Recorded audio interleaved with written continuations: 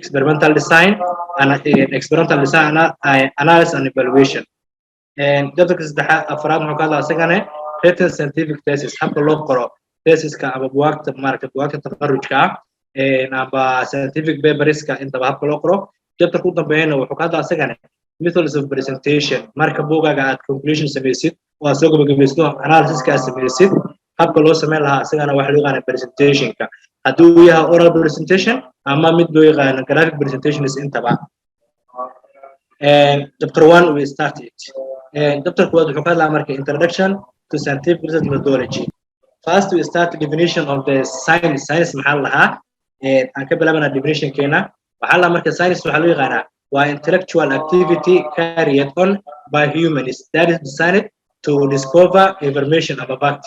waa science waxa loo yaqaanaa yiri waa intellectual activity waa dhaqdhaqaaq oo la xiriiro maangalnimada ama caqliga kaasoo ay sameeyaan bini'aadamku kaasoo loogu talagalay in lagu soo discover gareeyo amba lagu soo saaro information kaasoo ah mid facts amba xaqiiq ah about the natural mid si nature ah tusaale ahaan wax nature oo si dabiici ilaahay u sameeyo iyo science-ka asaga mid nature iyo man made inta way jiraan iyo sidoo kale waxa loo yaqaan man made oo dadka bini'aadamka iyagoona soo iqtiraaceen habka loo sameeyo waxa loo yaqaanaa sidoo kale science kaas lagu dhifaan gareyn karaa marka kale aan dhifaan gareyna iyadana waxa loo yaqaano research-ga waxa loo yaqaanaa iyadana waa systematic process of collecting and analyzing information waa process u samaysan systematic maxaa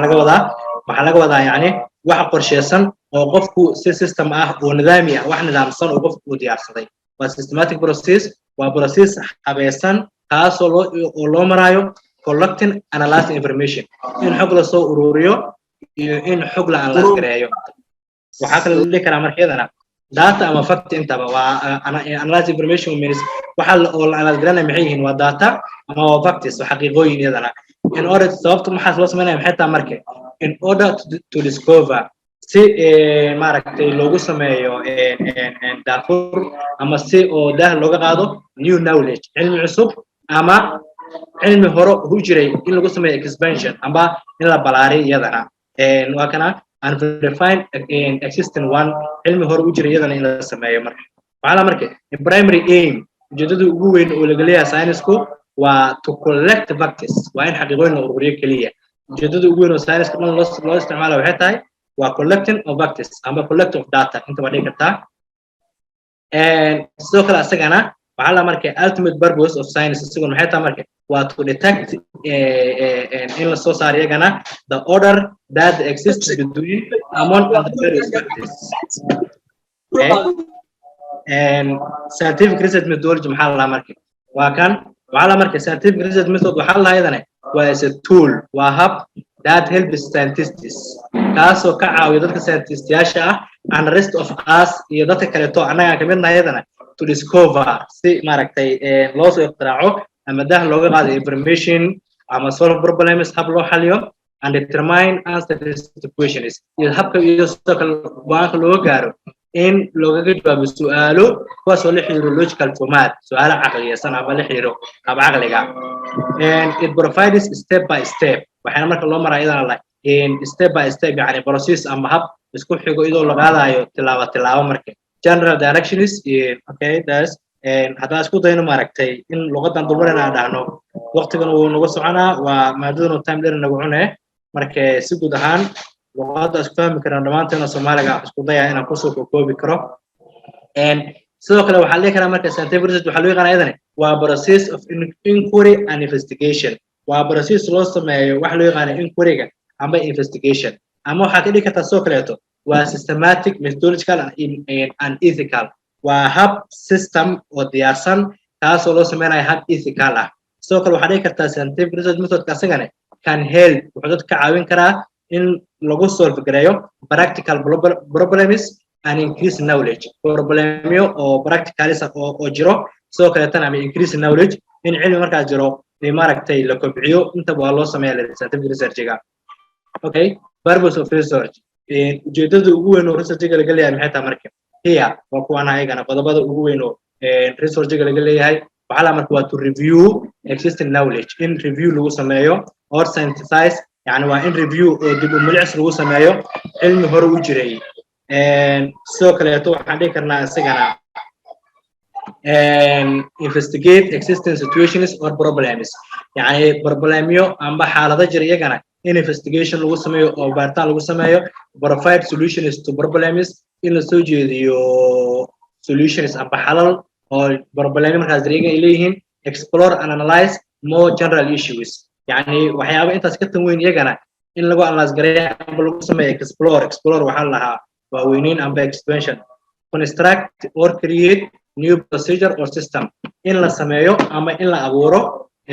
process cusub ama system cusub iyadana marka la sameynayo we have to make research yani ujeedooyinka marka research sameynayno maxay ujeedada u sameynayno waa inta in qayb kamid ah explain new phenomenon in lagu sharxo fikrad cusub la soo iqtiraacay marka arrinta sharaxay you have to make a research waxa dhigi karnaa marka generate new knowledge in cilmi cusub generate new knowledge ya in cilmi cusub la soo iqtiraaco generation lagu sameeyo ama combination of any of the above waxa la soo dhaafo dhan qaybo kamid ah yani marka la soo qabto hadda markaan waa qodob 1 2 3 4 5 6 7 qodob ku soo koobnay ka sii badan way jiraan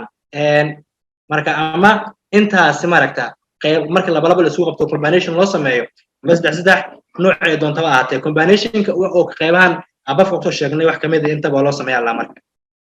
okay research muxuu yahay marka waxa la marka the research process must marka research process la sameynayo waa in la maraa saddexdan qodob waa waajib waxa la marka koow waa be undertaken within a framework set of philosophies waa in la sameeytaa wax loo yaqaan framework ama hab shaqo ama jadwal shaqo yani marka research aad sameynaysid kuliya process asaa wuxuu maraa ilaa ay 5 step koowaad ciwaan dooro ciwaan ka dooratay kadib hadana waa inaad sameysaa maxaa la yiraahdaa problem waa inaad xadidaa variable waa inaad doorataa waa inaad doorataa maxaa la yiraahdaa ii sheeg years yani wax maragtay adiga framework jadwal ama hab shaqo ku diyaarsan waa inaad marka hore la timaadaa la dhahay tan labaad uses procedures wuxuu isticmaalaa asagana procedure ama habab methods and techniques that have been tested for their validity and reliability يعني وانا استعماشا ام بو استعمالها research si guud ahaan habab mar hore la soo tijaabiyay validity-gooda iyo kalsoonida lagu qabay iyaga yani habkaas waxa inay wax shaqeynayo inay wax reliable intaba waa in soo kale loo dhisan gareeyaa inuu yahay unbiased mid cadaalad ah iyo inuu yahay soo kaleeto mid objective ah marka laga hadlayo research-ga waxa loo kala qaybiyaa dhowr qaybood hiya waa soo koobaynaa research approaches waxa loo yaqaan research approaches can be waxa loo kala qaybi karaa hababka soo socdo iyadoo oo loo fiirinayo nambarada ama habka isticmaalaan waxa loo kala saari karaa quantitative ama qualitative yani quantitative approach ama qualitative approach ama soo kale waxa loo yaqaan applied research ama basic research marka waxa meeshan qaybtan koro kaga hadlaynaa waxa loo yaqaano quantitative research-ga iyo qualitative research-ga kan koowaad waxa la dhibaan gareynaa waxa loo yaqaano quantitative research waxa la markay quantitative research-gu waa objectively marka ugu horeyso wuxuu u saabeysan yahay ama uu diyaarsan lahay hab objective ah kaasoo ah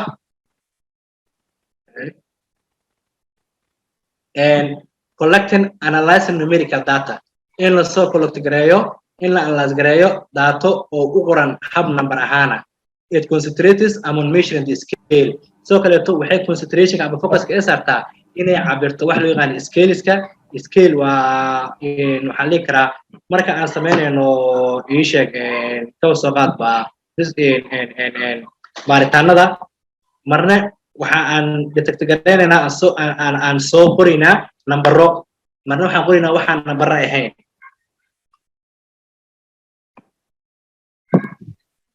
sad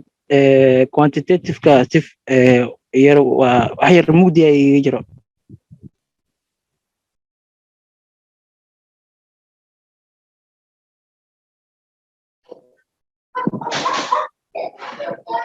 hello وعلولا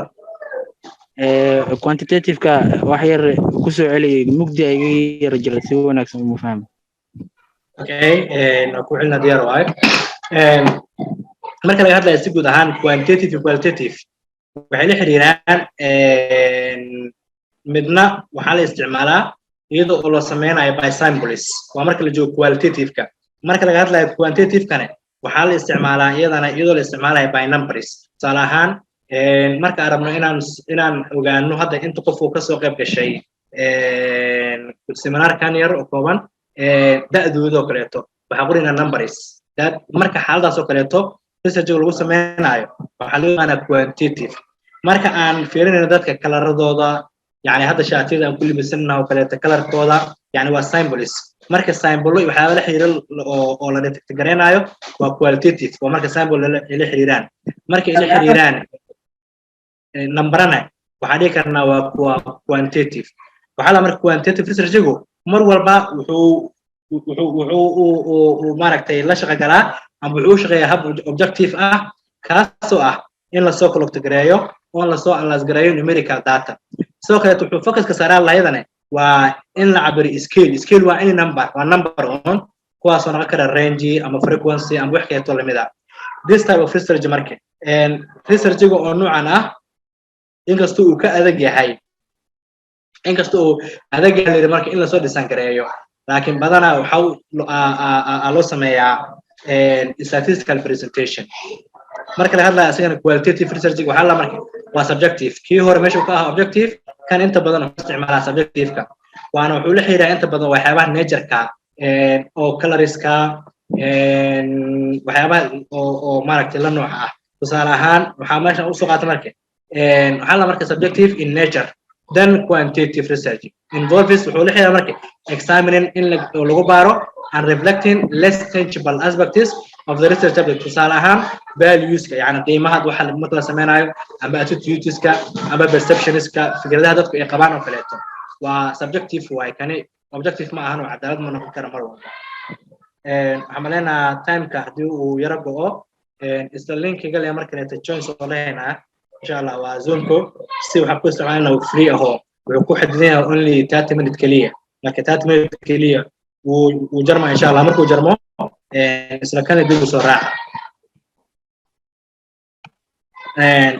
qaybta kaleeto oo researchiganka waxaan dhahnay waxaa loo yaqaanaa asagana basic research iyo applied research basic research maxaa la marka waa primary aim-ka uu leeyahay basic researchiga maxay tahay waa in improve lagu sameeyo amba maaragtay in la hormariyo knowledge generally si guud ahaan marka without any particular applied purpose iyadoona meel gooni ah aanan maaragtay aan ujeedo laga sameynaynin yani in si guud ahaan knowledge-kan lagu sameeyo improvement iyadoo ujeedo gooni aanan laga lahayn marka loo sameynayo researchiga noocaas waxaa loo yaqaanaa basic research applied research maxaa la lahaa isagana wuxuu la xiriiraa lahaydane in waa researchiga oo laga leeyahay purpose gooni ah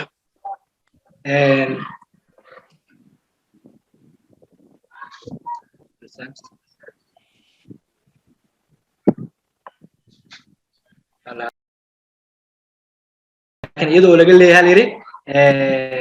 ujeedo gooniya hadda meeshaan tusaale ahaan waxaa usoo qaadanay students ka dhigto engineering-ka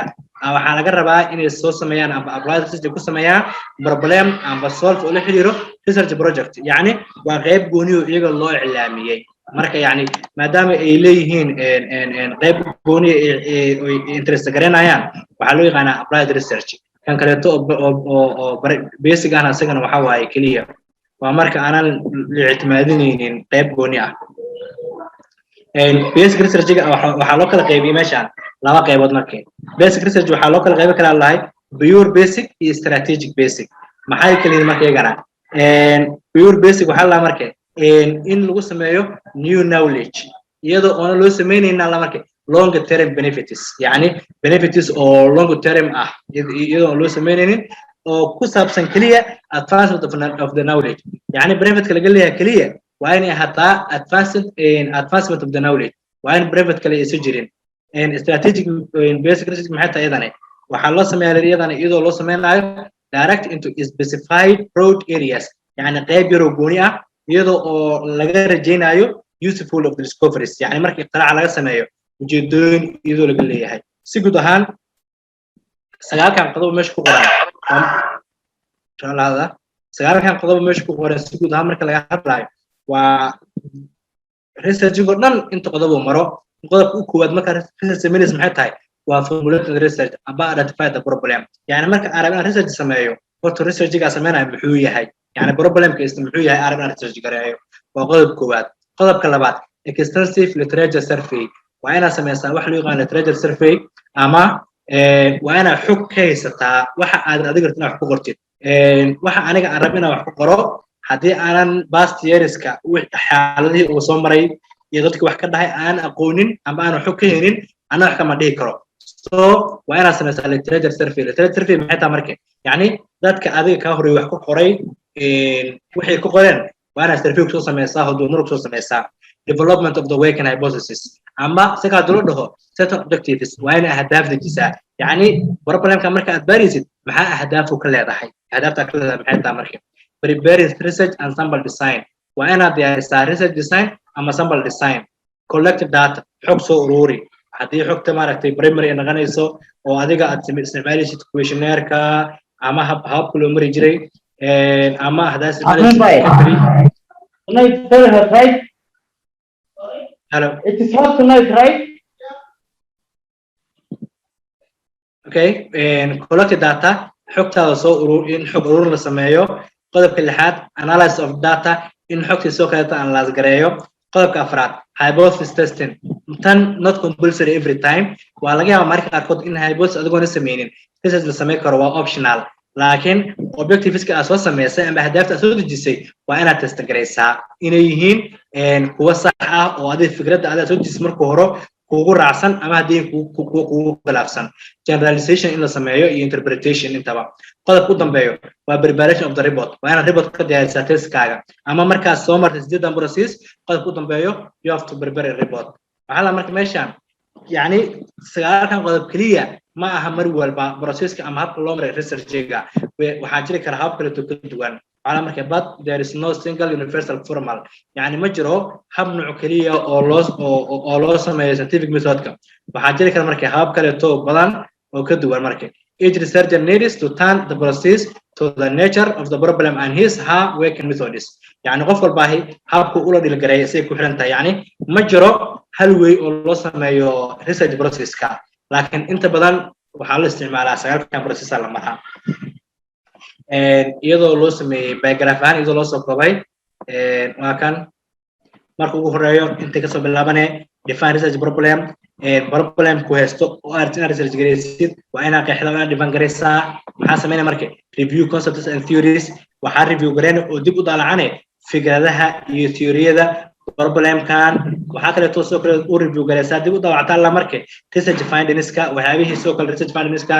marka intaas sameeysid waxaa sameynaysaa formulate hypothesis ama objective sameey kadib maxaa sameynaa marka design research sample design samee kadib collect data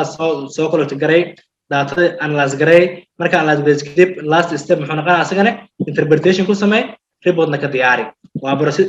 lagu sheego wuxuu maraa intaana qodob oo ah define research problem qodobka labaad waa labada marka la isku qabto isku noqonaya review the literature ama literature review hadii la isku dhaho qodobka saddexaad oo hypothesis testing ah qodobka afraad oo asiga noqonayo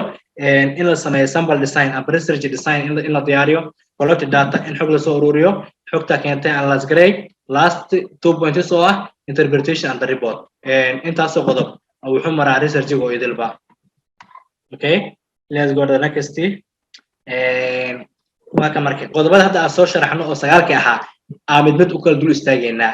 stages of the research process xaaladaha uu maray research process-ka koo maxaa dhahnay waa identify research problem in research problem kala identify gareeyo oo marka hore inaan aqoonsado problemka ay haysto maxaa la markay this is the question tan waa su'aasha aad adigu isku dayaysid inaad ugu jawaabtid buuggaaga yani research sameynaa okay why u sameynaa you have to answer question وانا سؤال كجوابته سؤال شو سمعتها مركب وبروبلم هذا كويستو وانا كجوابته مركب this equation that you are trying to answer or problem you are trying to solve وعلى مركب laga hadlaayo in identify problemka waa su'aasha adiga aad isku dayaysid inaad ka jawaabtid ama problemka aad ina xalisid وعلى مركب ask the specific question is the experiment is attempted to answer okay try to narrow it down and be very specific just waa su'aal si cool ah marka laga hadlaa marka waxa loo kala qaybiyaa laayigana research problemka laba qaybood kuwaas oo kala ah those which relate to status of nature kuwa la xiriiro xaalado oo nature ka ah iyo kuwa la xiriiro relationships ka leeyihiin variable tusaale ahaan kaba soo qaadba what you can say hada kaba soo qaad in for our wadankeeno kaleeto wax buu dhoofiyaa waxna wuu soo degsadaa wadanka markuu rabo inuu sameeyo export dalka ku nool shaqo abuur noocee uu sameyn kartaa yani waa waxyaabo xiriir ka dhaxeeyo waa relationship ka dhaxeeyo variable yani in export la sameeyo waa variable sidoo kaleeto employment rate ka iyaduna waa variable kaleeto iyadoo loo sameeyo dhowr process tusaale meesha u fudan ka soo qaado inta badan waxaad dhoofino waa xoolaha marka ugu horeyso fiiri xoolaha qofka laga soo gaday qofka xoolaha soo raacay oo ilaaliyay qofka soo wado soo kaxeeyay dakadii canshuurtii qofka shaqaalaha ahaa oo maaragtay markabka saaray yani intaas oo idil faa'iido ugu jirto soo marka relationships-ka ay leeyihiin variable-ada in la research gareeyo iyo sidoo kale in la research gareeyo xaalado si nature ahaan u jiraan iyagana labada nooc waa loo sameeyaa la research-ga literature review-ga muxuu yahay marka يعني literature review si guud ahaan waxa waaye problemka aniga ay haysto waa inaan ka haystaa concept si aan concept uga helo maxaa sameyn karaa marka gather information xog waxa ka soo ururisaa about your questions oo su'aalaha adiga artina ka jawaabtid ah intaan process soo mar journalists hadday yihiin international journalists jiro soo kaleeto national journalists jiro journalo oo wadan gudihiisa lagu daabaco iyo kuwa loo daabacay international books buugta la xiriiro xiwaanka adiga aad sameeysid magazines waa jaajada caadiga ah la daawo oo maaragtay daily u soo baxo iyo billaha iyo sanadle inta way jiraan magazines waxa jira sanadkii mar soo baxo kuwa bishii mar soo baxo kuwa weekly ah kuwa daily ah magazines kaas oo kale inta badan waa laga helaa literature review-ga MSc thesis book oo lagu sameeyay book loo sameeyay hab master ama book laga diyaariyay PhD report caadi ah company aba wax diyaariyeen oo u diyaariyay expertise dad khubara ah waa laga heli karaa literature review-ga iyo experiment in your past experience adiga experience-ga ama khibradaada ugu dambeeyso adiga aad u leedahay sidoo kale waa u mari kartaa idan aan lahay hab intaas oo process yani si literature review u samaysid waa inaa intaan oo idil soo dalacataa ama mid kamid ah xogta ka soo xigataa waa inaa journal soo daabacataa waa inaa ka soo daabacataa books ama buug la xiriiro casharada adigu hadda aad diyaarinaysid ama research artist diyaarinaysid magazine waa jaraa'idkii MSc thesis ama PhD dissertation report expertise ama your past experiences adiga khibradaha aad u leedahay waxyaabahan and include summarize that waxa soo ku jira kala marka identify research problem has never been done yet yani waxa laga yaabaa in problemka aad sameeysid aan marna hore loo sameyn waa iyadoo suurtagal selected theories methods tools materials okay let's go asha macna badan kuma jirto here hypothesis-ka qayba loo sameeyo ama habka loo diyaariyo waxaan dhihi karnaa objectives-kaaga waxaa la marka ugu horeyso waa qodobka saddexaad oo ahaa development of working hypothesis habka loo sameeyo hypothesis-ka ama haddii si kale loo dhaho farta yaro guduudan waa certain objectives habka loo dejiyo objectives-ka oo buuggaaga marka koowaad fiiri meeshaan waxaan u dhibaan gareynaynaa hypothesis waa qaybtan yaro farta ku qoran redka ah hypothesis waxaa la hadlay waa educated guess yani waa waxaa la dhaho qiyaas oo weliba laakiin ku tacalluqdo hab educated ah oo tacliimi ah taasoo la xiriirto for possible answer in jawaabo suuragal ah oo ka imaan karo problemkan that means taasoo la jeedo prediction based on data yani waa saadaalin la xiriirta data haddaan si fudud u dhaho si guud ahaan marka laga hadlayo hypothesis-ku waxaa kala jira wax loo yaqaano qaybahan hoose ku arki doonaa null hypothesis iyo alternate hypothesis waa adiga waxaa sameynaysaa marka hore gas amba qiyaasid waxaa qiyaasanaysaa adigu in problemka amba research-ga aad inaad samaysid in amba labada shay amba labada variable aad rabtid inaad isba bardhigtid for example kaba soo qaadbo hadda waxaa ka hadlaynay export-ga iyo employment-ga tusaale ugu soo qaadan ciwaanka hore waxaa marka hore qiyaasanaysaa in export-ga iyo employment-ga labadaba uu xiriir ka dhaxeeyo kaasaa baaritaan ku sameynaya haddii processka hypothesis-ka loo mari jiray aw martid waxa ku soo bixaysa laba mid in xiriir uu ka dhaxeeyo taasoo noqonayso in aad aqbashid null hypothesis-ki ama in xiriir uusan ka dhaxaynin oo aad diidid null hypothesis-kaaga soo markay hypothesis dhan lagu sheegayo waa gas waa qiyaasid adaa wax qiyaasanayo laakiin qiyaastu waa inay ahaataa mid ku xiriirto educated hab tacliimi ah taasoo la xiriirto weliba abo oo possible oo suurtagal imaan karo oo weliba la xiriiro problemkan haddii si kale loo dhahay iyagana waa prediction based on data waa saadaalin taasoo la xiriirto data okay and hypothesis-ka are developed by using personal experiences hypothesis waxaa la develop garay karaa iyadoo la isticmaalayo experience-ga oo personal ah oo shakhsiga ah ama research-ga taasoo la jeedo what you think the answer is based upon your gathered information adiga waxa aad ku fikiraysid waxay saameynayaan information asoo ugu doontid hypothesis-kaaga waa la test gareynaa ama sidoo kaleeto waa la fiirsan gareynaa labadaba yacni waa sidaa aan dhahaynay oo expert-gaaga iyo implement-gaaga haddii marka hore waxaan ixtimaalnay in xiriir uu ka dhaxeeyo markii process-ka research-ga aan marno waxaa noo soo baxaya in accept ay noqonayaan ama inay noqonayaan maxaa la yidhahdaa reject waa la test marka la test gareeyo waxay noqonayaan ama accepting ama waxay noqonayaan fails labada midood marka all hypotheses should be written okay sorry hammer minimize gareeyo okay all hypotheses marka la sameeyo hypothesis-kaaga dhan waa inay u qoran yihiin hab ah complete sentence in format yani hab sidaan oo kaleeta ah I think that waxaa u malaynaa aniga in employment-ga ay xiriir la leedahay export-ga hab noocaas oo kaleeta ah characteristics of the kan example ahaan fiiri maxaa lahay meeshaan waxaan usoo qaatay average age of male students in this class average age-ka oo wiilasha galaaskan ku jiro waxa ay la mid yihiin aan lahay is higher than waxay ka badan yihiin female students-ka waa null hypothesis marka la sameynayo tusaale ahaan waxaa loo soo qaatay the average age of the male students in this class is higher than that of the female students yes so do okay and characteristics oo leeyahay hypothesis-ka maxaa la markaa hypothesis should be simple waa inuu ahaadaa mid fudud specific ah yani specific maxaa laga wadaa mid yar oo xadidan and conceptually clear maangal ahaanna waa inuu yahay mid clear ah oo cad tusaale ahaan the average age of the male students in this class is higher than that of the female students waxaan u qaadanay hypothesis tirasanta ama average-ka da'da wiilasha ama ragga oo galaaskan dhigto waxay ka badan tahay tan gabdhaha okay waxaa marka hypothesis-ka should be capable for verificationist waa in maaragtay uu diyaarsan yahay in lagu sameeyo karo verification ama isbedelo methods and techniques must be available for data collection analysis okay and this means that can be expressed waxaan isku dayanaa yaraa in time-ka maaragtay aan xadidno inta yaroo nuxurka leh okay isla isagaa sii socda qodobka hadda waxaa dhahna markay hadaayi inta maxaa laga soo dhahay waa hypothesis marka la sameynayo tusaale hadda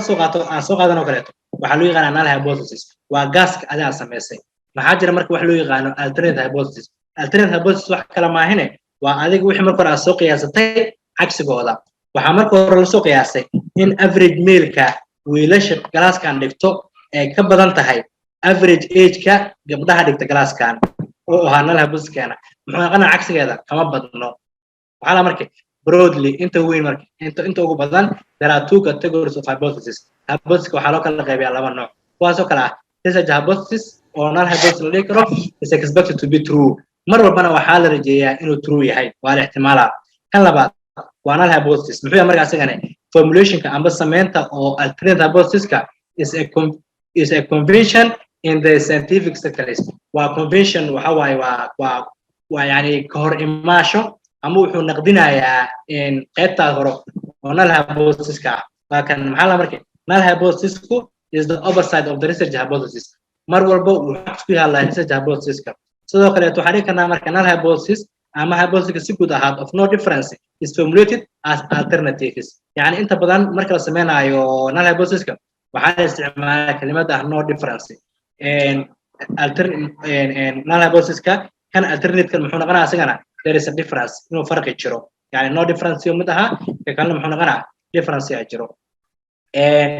marka waxaa la markaa hypothesis-kaaga should contain two variables waa inuu لحيرة two variable كواسو كلا independent variable independent variable independent variable أو نسامية أما variable كو وماركتي أو وحي ugu badnaa adiga abaaraysa baartaan ku sameynaysa inta badan waxa loo qaataa dependent variable kaaga imagine garay inuu yahay employment iyo kale ka soo qaado employment-ga shaqo la'aan wadanka inay ka jirto waxa saameyn karo variable badan waxa kamid ah tacliinta kamid ah education kamid ah nidaamka wadanka kamid ah waxa kale oo kamid noqon karo ilaa kuma sameeyay poverty-ga yani dependent variable waa variable kala saameynayo independent variable ne waa kan wax saameynayo mar walba maxaa kala markeegana waa kuwan independent variable maxaa leeyahay waa the one researcher controls waa mid researcher uu control gareenayo abuu rab inuu controlo it is what you the researcher change the cause of certain effect yani effectiga ama maxaa leeyahay isbedelka waxa keenayo independent variable ka independent variable muxuu yahay markaas igane the one you measure or observe waa midka adiga aad cabiraysid oo aan ba aragtid inaad observe gareysid it is the effect of the researcher by changing independent variable waa marka wuxuu effect kareena asna effect ku sameeyay leeyahay researcher-ka isagoo ona jaaji gareena ama isbedel aan ku sameeyay independent variable kaaga yani maxaa laga wadaa independent variable kaaga isbedel haduu u soo independent variable kaaga isbedel ku dhacayo because kan wax bedelayo mar oo wax saameynayo waa independent-ga kan la saameynayo waa dependent variable and preparing research design habka loo diyaariyo research design ka amba experiment-ga waxa marka research design maxaa loo yaqaan marka hore waa procedure ama plan that is adapted by the researcher to answer questions waa hab ama qorshe kaas uu sameynayo qofka researcher-ka ah si uu uga jawaabo su'aalahaas maxay marka waa questions validity objectively su'aalaha ahadan kuwa maaragtay oo objective ah ama accurately and economically yani any topic يعني marka waxa la markay research design waxa loo yaqaanaa waa procedure la maro ama hab kaas oo qof researcher-ka uu sameynayo si uu uga jawaabo su'aalo maxaa markay ay procedure maray maxay markay includes waxa kamid ah guri waa planning in detail in la plan gareeyo iyadoo wali loo plan gareenayo hab detail all steps of the experimental phase dhammaan steps kala marayo oo experimentation-ka ha ahaato data collection-ka xog ururintii xogta analysis-keeda ama interpretation-ka anyway intaas marka la maaragtay la marayo waa in loo sameeyo lab detail include planning in detail waa in loo maaragtay loo plan gareeyo in detail dhammaan steps-ka experimental phase-ka oo kuwan ay kamid yihiin oo ku jiro maxaa la yiraahdaa bisha and this broken into two parts waxa loo kala qayb karaa marka laba qaybood kuwaas oo kala materials ama procedure maxay kale marka material-ka waxa la dhahaa waa list of equipment that you will need for the experiment waa marka aad sameynayso experiment-gaaga yani imagine waxa sameynayna lab experiment waxa u baahannahay equipment ama qalab u baahannahay that's called material marka u maaragtay arabtid tusaalahan inaad baaritaan ku sameysid oo amba maxaa la yiraahdaa chemicals oo kale waxa la xiriiro you have to waa inaad haystaa wax loo yaqaan materials-ka ama equipment-ga materials waxa loo yaqaan marka waa list of equipment waa tixid ama list oo lagu diyaariyo dhammaan qalabka aad u baahan tahay si aad u sameysid experiment-ga and procedure maxaa la yiraahdaa waa series of steps waa habab amba maaragtay steps xigo ama instructiono that you need to be followed kaas oo u baahan tahay inaad isticmaashid in the correct numerical order meesha marka waxaan ku soo qaadanay hal qodob yani oraah yar oo aad muhiim u ah marka research la sameynayo qaybaha ugu muhiimsan waxa loo yaqaanaa research design ama plan-ka meesha waxa la if you fail to plan you plan to fail hadii aad adigu ku maaragtay ii sheeg aad ku guuldareystid inaad wax qorsheysid waxaad markaas ii sheeg aad qorsheysayba inaad guuldareysatid maxaa if you fail to plan you plan to fail hadii adiga marka hore inaad wax qorsheysid aad ku guuldareysatid that means adigna sidaad waxba qorsheysaba inaad guuldareysatid okay the preparation of the research design marka appropriate for a particular research meeshaan qodobada maxaa lahayd the means of the obtained information order the availability involves usually considerations okay yani preparation oo research design ka waxa loo maraa marka process-kan ama hababkan qodobadan la qaataa labada yani means-ka amba miinada waxyaabaha aad inaad soo saartid information-kooda imagine hadday waxaa soo dhahan oo kaleeto kaba soo qaadba tusaalehaan waxaan usoo qaadanay mailka oo ardayda dhigata galaaskani averagekooda wuxuu ka badan yahay dhahnay average agekooda wuxuu ka badan yahay female average agekooda that means marka waa inaad marka hore soo count garaysaa average ageka oo mailka iyo average ageka oo mainka yani meaniska amba maxaa tirsanada oo la soo ogtaan gareenayo oo ka soo baxayaan informationkaaga amba datadaada way saameynayaan soo kaleeto availability yani sida available u yihiin iyo skillska uu leeyahay researcherka asagana iyo staffkiisa yani qofka researcherka oo baxsiga sameynayo iyo haddii ay jiraan group la shaqeynayo oo staffkiisa ayagana yani skillska ama maxaa la xirfadda ay leeyihiin iyo sida ay wax u suurtageli karto explanationka sharaxaadda laga sameeyo habka methodiska ama toolska inta wasku macno you can say explanation of the way explanation of the methods explanation of the tools kuwaasoo loo certificateeyay meaniska ama tirasanada laga soo saaray informationada that time available for the research waqtiga uu maaragtay u diyaarka u ah ama uu heli karo qofka researcherka costiga uu saameynayo researcherka so in maxaa la yidhahdaa the cost factor relating the research yani costiga factorka costiga ee saameynaya qofka researcherka kaasoo la jeedo financially available for the purpose in dhaqaale ahaan uu awoodi karo stageska marka qodobada waxaa kamid ah iyadana collection of data xog ururin maxaa laga wadaa marka xog ururin in dealing with any real life problem mar walba oo la falgelaysid ama la macmiilaysid real life problem kasta is often found that data waa in waxaa la helaa mar walba data at hand are inadequate and hence it becomes necessary to collect data appropriate yani si aad u samaysid research process kaaga you have to collect your data very meesha u fudud ka soo qaadba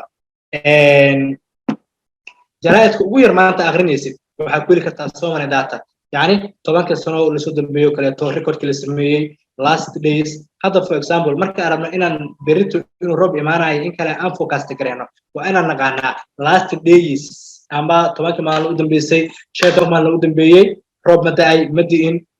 heerkulka intoo la ekaa we have to know it yani waxaasne waa inay yihiin wax collect gareysan oo qoran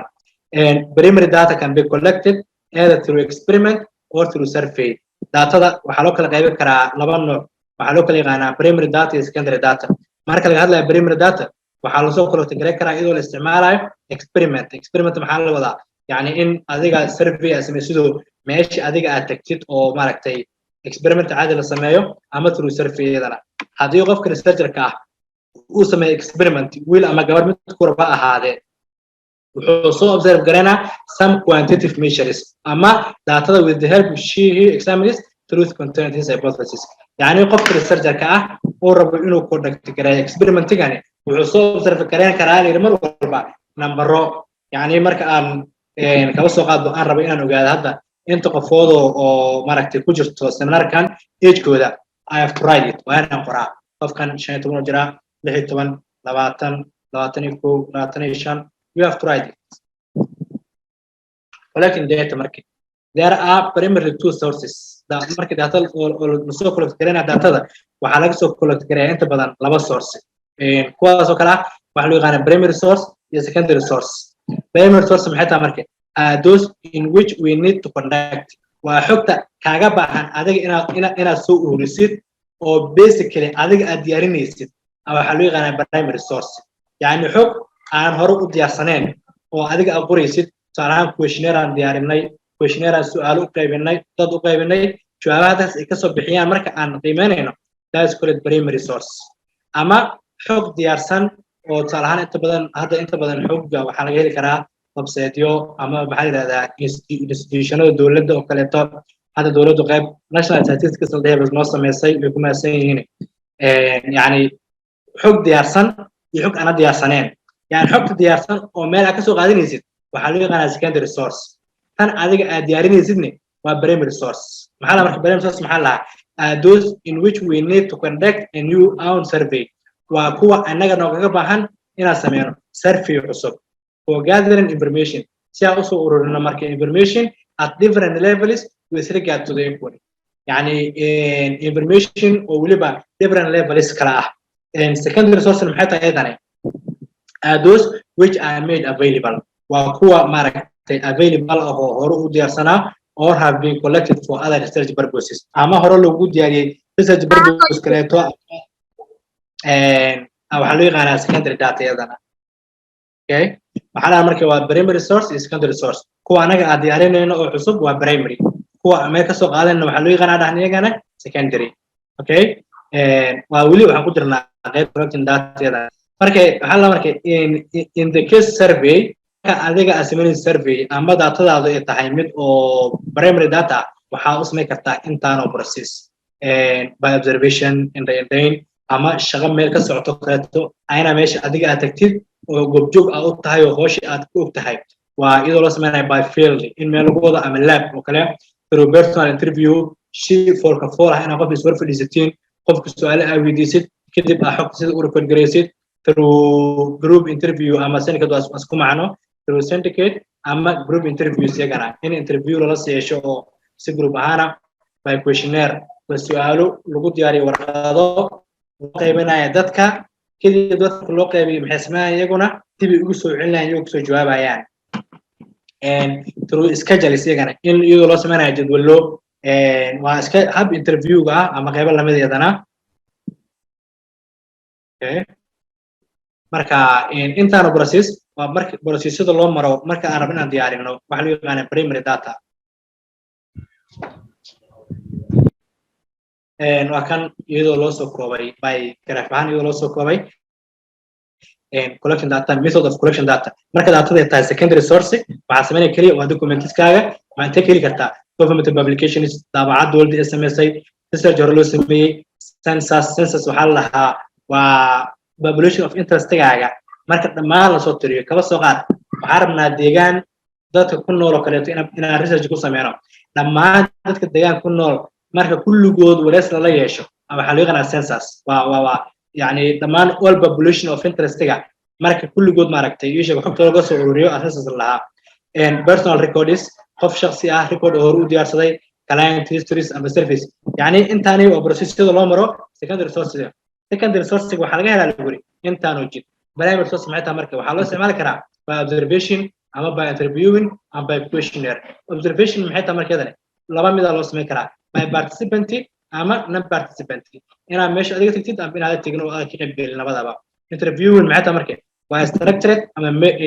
ama unstructured labadaba questionnaire-ka waa inaad ka dhigtaa kuwo mail ah iyo kuwo collective ah yani by email inaad dadka ugu dirtid ama by collective your hand gacan ahaan in lagu soo collect gareeyo labadaba waa loo sameeyaa markii graafkan ama maxaa la yiraahdaa muuqaalkan shape-kan wuxuu muujinaa farshaxankan yar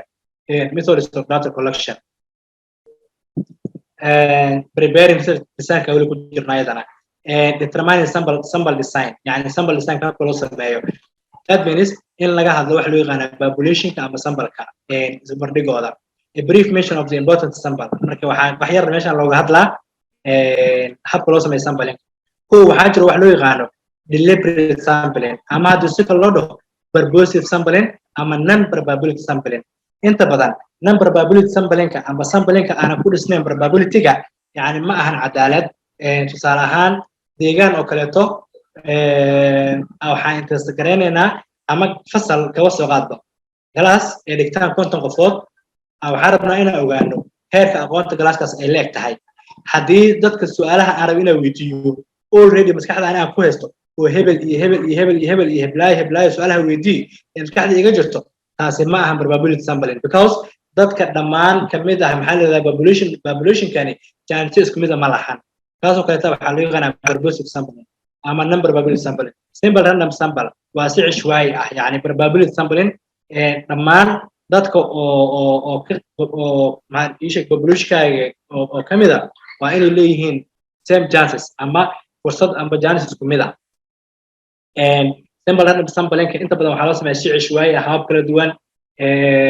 in warqado nambaro lagu qoro kaleeto dadka warqadaha qabsaday inta la yiraahdo marka warqadii ay qabsadaan yani nambaro marka hore soo assign gareeyay oo aniga ogahay dadka qaatay in la xusho that systematic sampling stratified sampling waxaa loo yaqaanaa non homogeneous sampling waa markii aan rabo daato ama dad isku afkaar ama isku fikrad aan ahayn marka la rabo in laga sameeyo sampling waxaa loo isticmaalaa wax loo yaqaan certified sampling auto sampling cluster waa yani intaan oo dhan processadani waxay kulligood ka hadlayaan habka loo sameeyo samplingka analysis of data iyadana datada iyo habka loo analyze gareeyo maxaa la markay the analysis of the data requires datada in la analyze gareeyo waxay u baahan tahay number of closely related operations yani operationo oo aad isula xiriiro kuwaasoo ah waxaa loo yaqaanaa data tabulation and drawn statistical inferences yani code datada in marka lasoo ururiyo in code ama lambaro loo sameeyo in datada table la jadwaliyo iyo markii la analyze gareeyo kadib in la sameeyo statistical inferences waxa loo yaqaano iyaguna maxaa la content analysis maxay tahay markii what it is said text how it is said and how often it is said أمشي أمر كعليو معنا مركب analysis of the data marka la rabo in la analyze gareeyo waxay u baahan tahay number of closely related operations yani operation waa habab isxigo amba process isxigaan oo maaragtay in kulligood isla shaqo galaan maaragtay oo diyaar u ah kuwaas oo kala marka waxa loo yaqaanaa data coding iyo tabulationka iyo drawn statistical context salahan waa in la marsiyaa processka content analysis discourse analysis knowledge representation measurement theory iyo statistics inta badan maaragtay research hada la sameynayo waxaa lagu sameeyaa waxa loo yaqaan qaybta statisticska oo hadii tahay descriptive-ka ama hadii tahay inferential-ka hada statistics waxaa la meesha describing things with numbers waxay qeexdaa waxyaabaha waliba iyadoo qeexisa hab number ahaan and assessing the odds laba qaybood oo kala qaybiyo maxay kala yihiin descriptive iyo inferential maxay tahay marka descriptive given a systematic description waxay siisaa marka description qeexitaan oo u qoran hab systematic ah of the numbers you have found numberada soo heshay inferential ka maxay tahay idana what the odds against your findings being due to random choice yani inferential statisticsku waa qaybihi hadda ka soo hadlaynay oo aan dhahaynay waxa loo yaqaano null hypothesis-ka iyo alternate hypothesis-ka in research-ga lagu sameeyo maxaa la dhahaa ii sheeg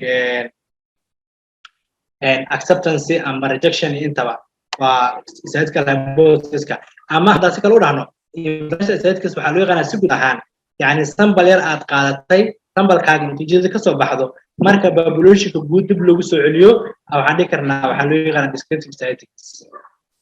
hypothesis testing maxaa loo yaqaanaa testing ama calibration ama validation okay yani testing maxaa la markay after analyzing the data marka data la analyze gareeyo kadib as stated above sida hore aan kusoo sheegnay the researcher is in a position to test the hypothesis qofka researcherka waa inuu test gareeya hypothesis-ka if any he made formulated area haddii hore u soo maaragtay formulation ama usoo diyaariyey dhammaan hababkan kala duwan the factors support yani waxyaabaha factorska hadda la soo saaray ma support gareynaya hypothesis-kaaga or they happen to be in contrary this is usual question which should be answered while testing hypothesis yani factorska amba waxyaabaha hadda soo saarnay amba waxyaabaha noo soo baxay hypothesis-keena maaragtay ma support gareynayaan various tests yani waxaa la sameeyaa testiyo badan oo kamid ah chi-square test t-test f-test have been developed ama z-test intaba inta badan markay sambalada aan haysano oo kaleeto ay yihiin wax 30 ama wax ka yar ah waxaa isticmaala wax loo yaqaano t-test marka ay yihiin 30 ama wixii ka badan waxaa isticmaalnaa z-test marka ay yihiin waxa sameynayno analysis of variance ama isbarbardhig laba variation ama laba mean ama wax ka badan marka arabna isbarbardhigana waxaa isticmaalnaa isagana wax loo yaqaano mean test ade f-test okay waxaa la markay the hypothesis may be tested through the use of one or more of such tests hypothesis-ka waxaa la test gare karaa iyadoo la isticmaalayo hal test ama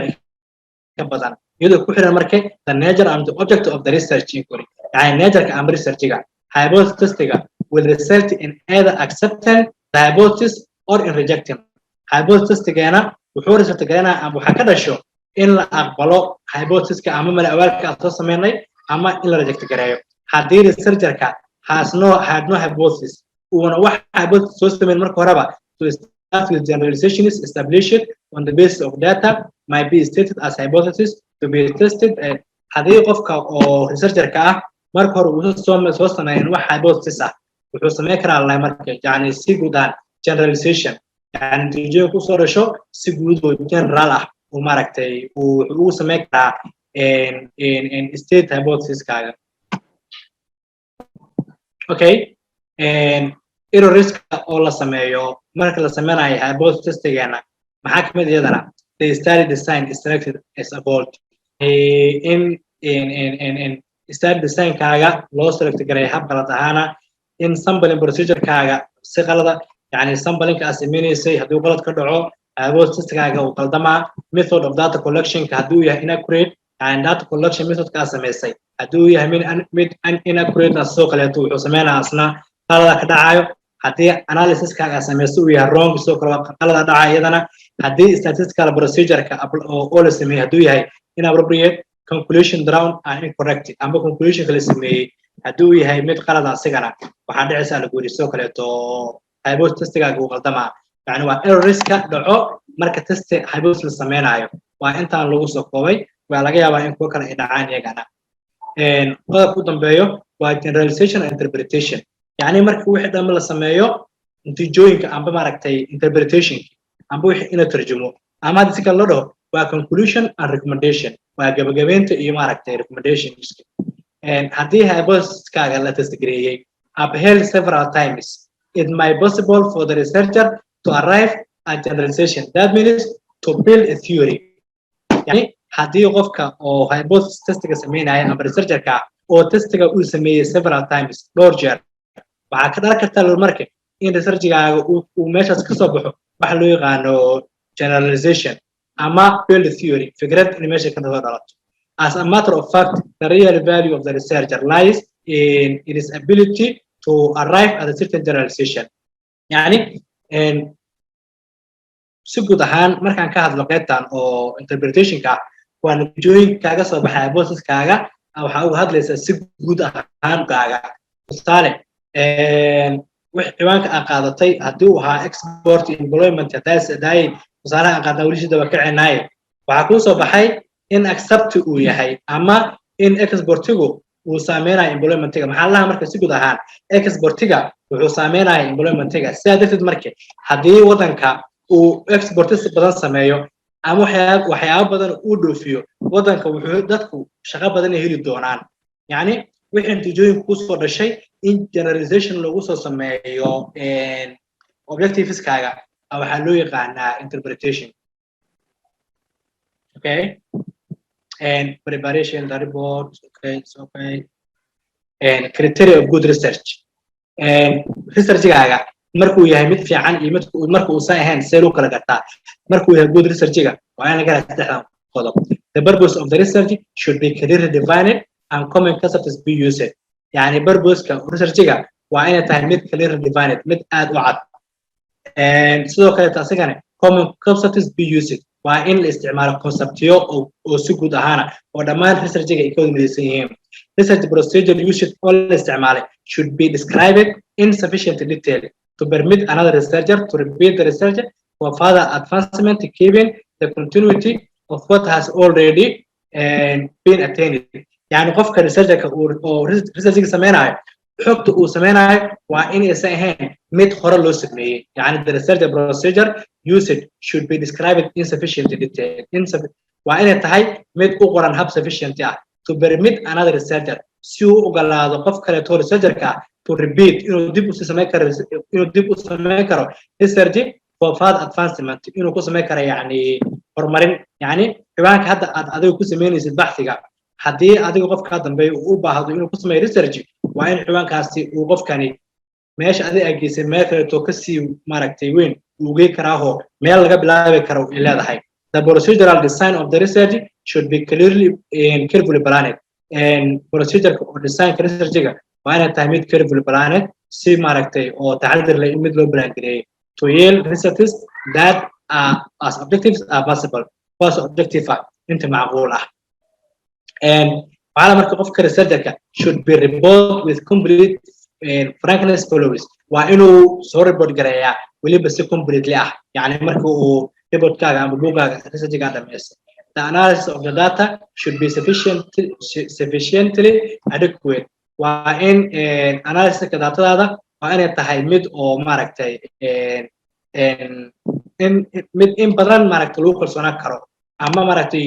si sax ah loo sameeyay asal kala dhahaba. To reveal its significance at the methods and analysis used should be appropriate. Yani methodska iyo analysis-ka la sameeyay waa inay yihiin kuwa appropriate oo saxsan. Validity-ga iyo reliability-ga ilaa datada should be checked carefully. Waa in la jeegarayaa waliba si carefully ah. Conclusion should be confined. Waa in conclusion laga sameeyo markii to those justified by the data of the research are limited to those for which the data provide an adequate basis. Greater confidence in research is warranted. يعني qofka researcher-ka ama research-ga sameynayo waa inuu leeyahay greater confidence, yani kalsooni weyn waa inuu ku qabaa research-gu uu sameeyay as a good reputation. Okay, astaamaha si guud ahaan uu leeyahay good research-ga waa inuu yahay systematic. maxaa laga wadaa? yani it means research is structured with specific steps to be taken in a specified sequence in accordance with the well-defined. yani haddii aan soo koobo good research-gu waa inuu yahay systematic. What does it mean? maxaa loola jeedaa warkaas? qofka research-gan si uu ahaa mid good research waa inuu yahay systematic, mid habaysan oo qorshe leh oo maxaa lahaa well balanced. good research-gu waa inuu yahay mid logical, mid dadka laga dhaadhicin karo oo maangal ah waa inuu yahay good research-gu. good research-gu waa inuu yahay soo kale empirical maxaa laga wadaa? It implies that research is related basically to one or more aspects of real situation. And real life equation or real life situations waa inuu yahay mid saameynayo and deals concrete data provides basis of external validity to research results. يعني research-gaagu waa inuu yahay mid real life situation-ka saameynayo. Good research is replicable. يعني good research-gu waxaa la markaa these characteristics allows research results to be verified by replicating the study and thereby building a sound basis of decisions. يعني good research-gaagu waa inuu yahay mid replicable. maxaa laga wadaa? yani mid maaragtay ii sheeg oo mar walba daatada ama natiijooyinka laga gaaro ay yihiin kuwo oo adjustable ah ama natiijo oo dhaxalgal ah oo dhali karaan. I wish last unit intaas ku eg yahay. waqtigana uu noogu yaraa malena mar kaleeto. Okay,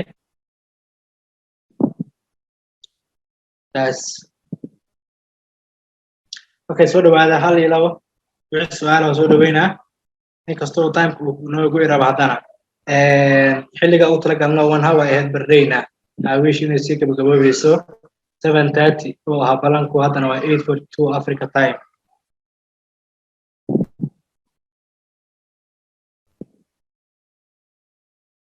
haddii jiraan wax su'aale.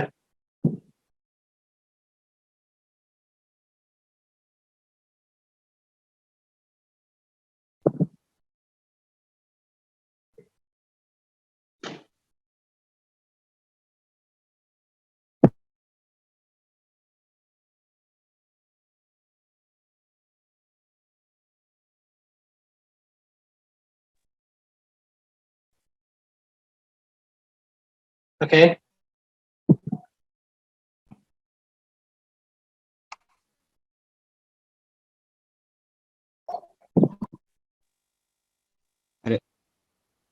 أستاذ مين وحشة؟ أنا soo dhawow. aad u mahadsantahay cilmigaada iyo waqtigaana uga faa'iidaysay. waxaan rabaa hal mar inaan ku weydiiyo marka dividend-ga iyo independent-ga marka ka hadlayda hal mar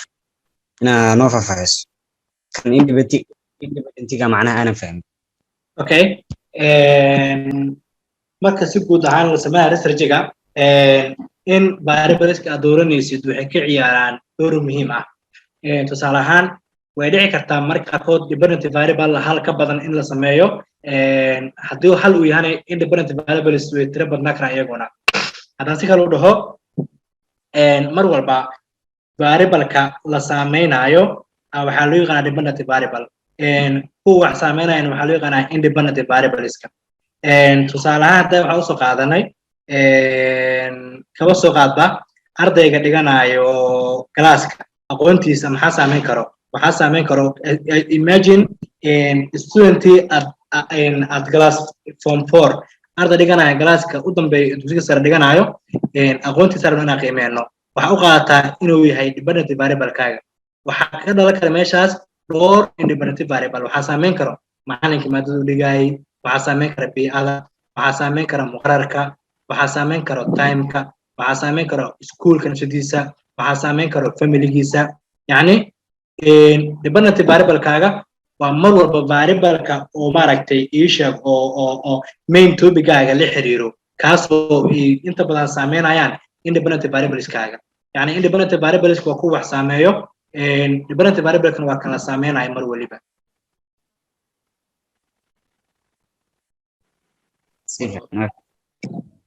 شكرا السلام عليكم. عليكم السلام. هذا ما سنتي لمان تكسر بشيء يوم معلمينها مركز سؤال شيء ده قالوا قدال بان كجسوا قاري أنا جاي أنتي لما ده مركز أستاذ وان أركي وان جدا ريكوردينج أيا إيه مقطع مركز عشرة فيديو هان استدام كويه لكرناسين سيان هذا مراجعة سووا فيديو مس 10 كات PDF عليه باوربوينت لو مهم بين نوعين مركا هدي يعني فيديو وصدر سما يوم مركتي فبهنا لين مثلا شرحات انت هوري نو فيديو هذا مركتي وإن شاء الله ونسينا إن باوربوينت وديار نوان نسودر إن شاء الله وحاجر جروب مركتي وصل أو أنا أنا قاعد سميناي أو أنت دوسي كود جران إن شاء الله مش زي نسودر كمان هي ليسان إن شاء الله أدب ما تنتستاد. شكرا الله.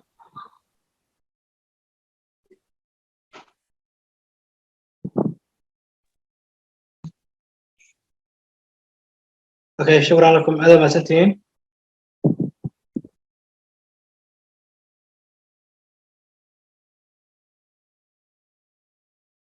عملنا إن شاء الله 1 hour كي أنا قلت لك أن البرنامج كي نمانت إن شاء الله. أنت تقصد بكبيننا. research-ga si guud ahaan maragtay wax maragtay maalmo iyo waqtiyo iyo daqiiqado iyo wax lagu soo koobi karo intaba ma ahano inta waa aragtaan oo ardayda dhigata jaamacadaha inta badan dadka dhammaan waxay u badan yihiin dad jaamacadooda dhigtaan waa koorso dhamo semester soconayso